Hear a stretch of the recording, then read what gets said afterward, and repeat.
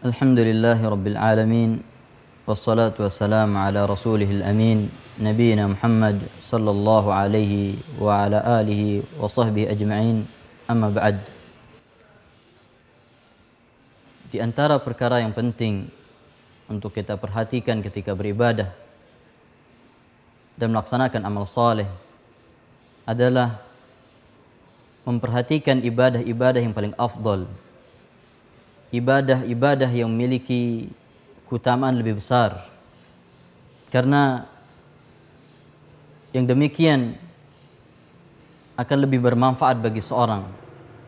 Terlebih lagi melihat umur kita yang singkat, maka dengan memperhatikan ibadah-ibadah yang lebih utama, ibadah-ibadah yang lebih afdal, maka itu sangat bermanfaat bagi seorang muslim.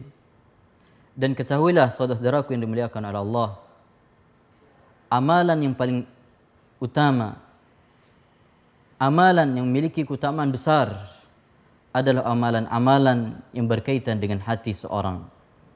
Amalan-amalan yang dilakukan oleh hati seseorang.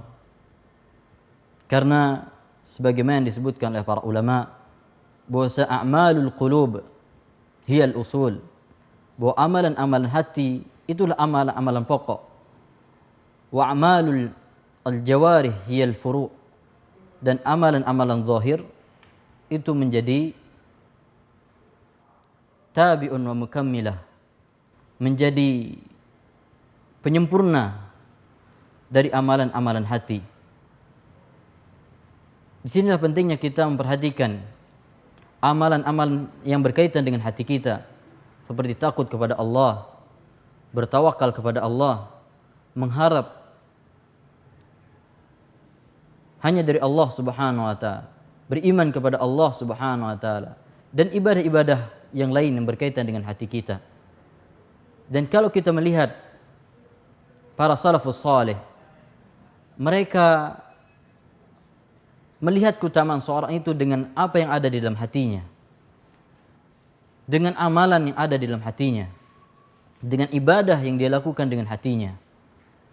Sebagaimana dikatakan oleh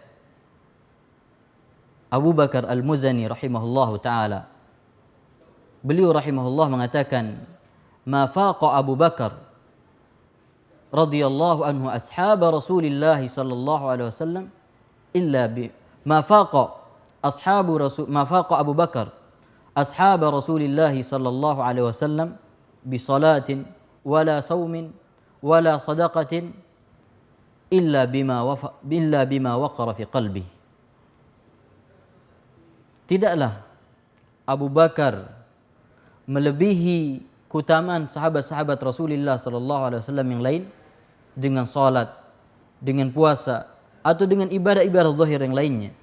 Akan tapi Abu Bakar melebihi keutamaan sahabat-sahabat yang lain dengan apa yang tertanam dalam hatinya dari iman yang kuat, takut kepada Allah Subhanahu wa taala. Dan begitu juga yang dikatakan oleh ulama-ulama yang lainnya.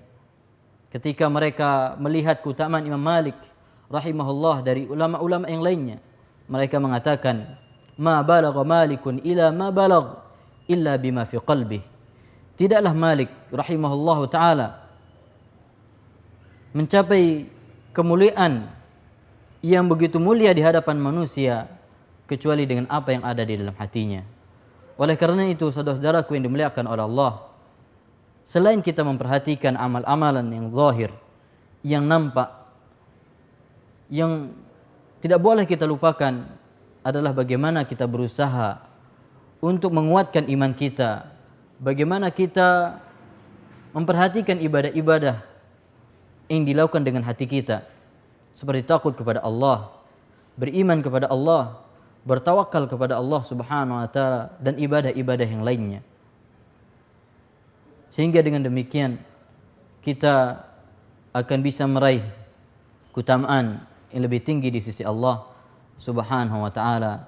Semoga Allah Subhanahu wa taala senantiasa memberikan kita taufik dan senantiasa menunjukkan kepada kita untuk melakukan hal-hal yang terbaik, dan semoga Allah Subhanahu wa taala senantiasa memberikan kita taufik untuk bisa beribadah Semoga kalimat singkat ini bermanfaat.